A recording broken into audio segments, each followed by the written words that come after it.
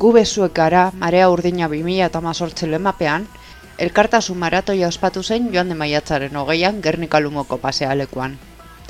Antolatzaileen esanetan, ekitaldi arrakastatsua izan zen hau. Eta 58.409,81 euro batu ziren, Gurutzetako ospitalearen ondoan dagoen lokalean, egongela bat egokitzeko proiektua aurrera eramateko. Lortu beharreko diru kopurua gainditu zela adierazi dute gainera.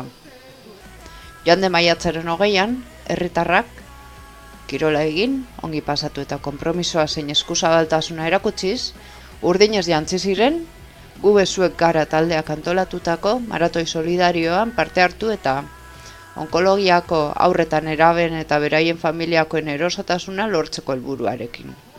Hau da, ospitaleko infekzio arriskuak ekidin eta beste leku baten aukera eskaintzea, gaixo eta senideei, era atseginago batean, itxaron ahal dezaten eguneko ospitale onkologikoaren mediku taldeak hartutako erabakien zain dauden bitartean.